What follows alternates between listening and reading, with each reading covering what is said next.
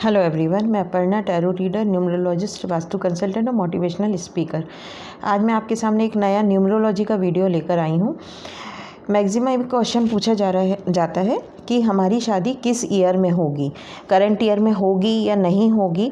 तो न्यूमरोलॉजी के हिसाब से हम मैरिज की कैसे निकालते हैं कि किस साल में मैरिज होगी, ये मैं आपको बता रही हूँ।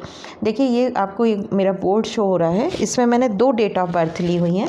पहली ये वाली ऊपर ये वाली डेट ऑफ बर्थ है, ये है 2 जुलाई 1997, 2/7/1997। जब कभी भी हम मैरिज का ईयर निकालते हैं कि किस ईयर में शादी होगी, तो सबसे पहले आप लोग नोट कर लीजिए, मैं ईयर बोल रही हूँ कि अगर ये जो लास्ट का टोटल है, ये जो आ रहा है, इस लास्ट के टोटल को हम देखते हैं। हम कैसे ऐड करते हैं? सबसे पहले हम लेते हैं डेट ऑफ बर्थ। तो जैसे इनकी 2 तारीख का बर्थ है तो 2 तारीख ले ली। फिर मंथ लेंगे, जिस मंथ का बर्थ है, मतलब बर्थ ईयर को हम छोड़ देते हैं, केवल डेट लेते हैं और मंथ लेते हैं। तो 2 + 7 हुआ ये 9।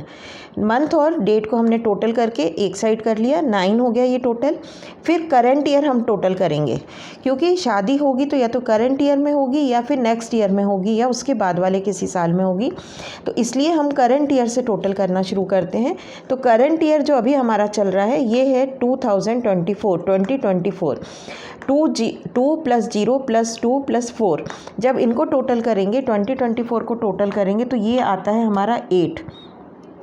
मुझे उम्मीद है कि आपको अच्छे से समझ में आ रहा होगा। डेट और मंथ को हमने टोटल किया तो ये हुआ 9, और केवल ईयर, सिर्फ इसको 2024 को जब हमने टोटल किया तो 2024 का टोटल आता है 8।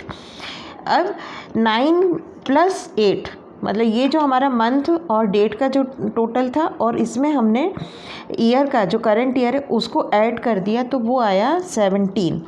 हम हमेशा न्यूमरोलॉजी में सिंगल डिजिट में लेकर आते हैं, तो 17 को फिर हम टोटल प्लस करेंगे। 1 + 7 हुआ 8।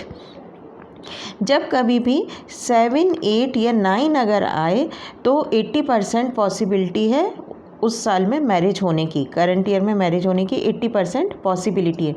अगर मान लीजिए यहाँ पे 7, 8, 9 या कोई और 4, 5 कुछ और ऐसा नंबर आता कि जिसमें मैरिज की पॉसिबिलिटी नहीं होती, तो फिर हम यहाँ पे 2024 तो करंट ईयर है, फिर हम 2025 मतलब 2025 को हम यहाँ पर ऐड करते।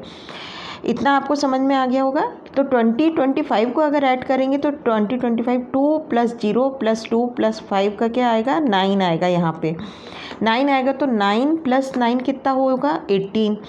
तो 18 हुआ, तो 1 + 8 करेंगे तो यहाँ पे क्या आएगा? 9 आएगा। इस तरह हम निकालते हैं।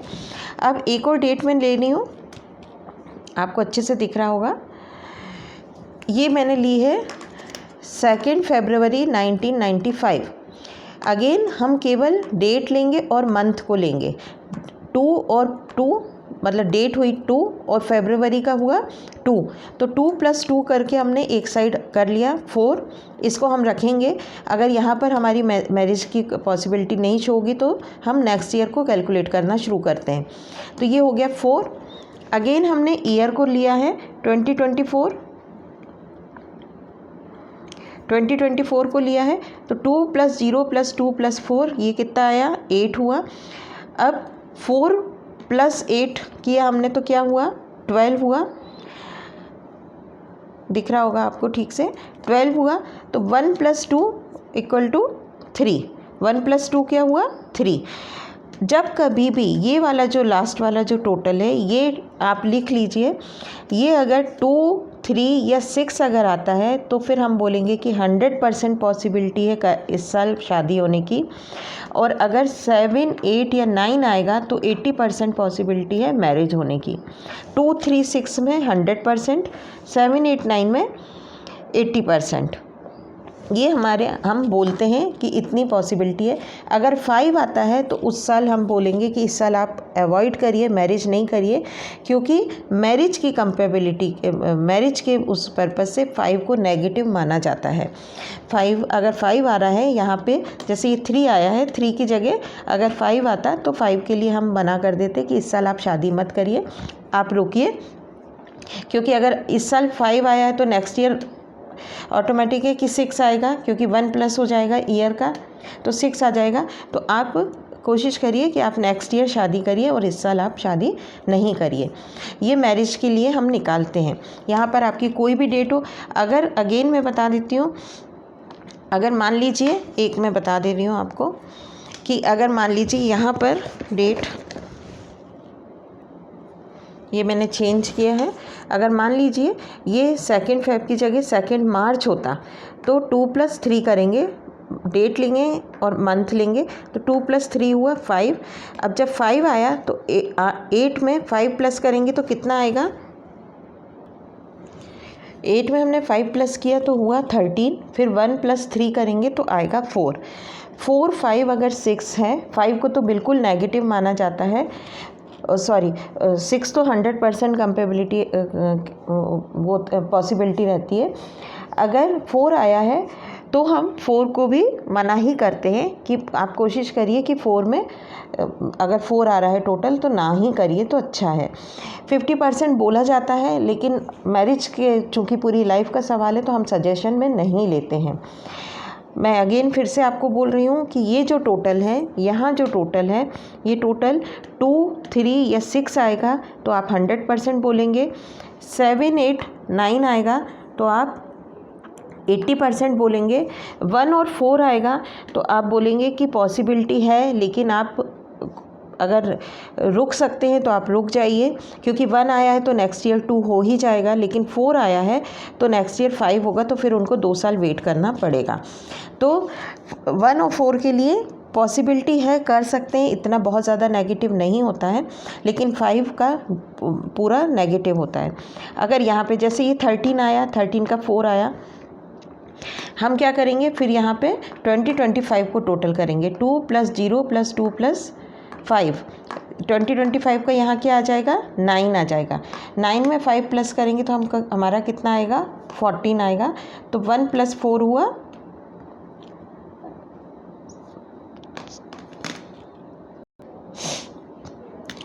तो यहाँ पे 5 आ जाएगा। तो 5 क्या हुआ, नेगेटिव हुआ।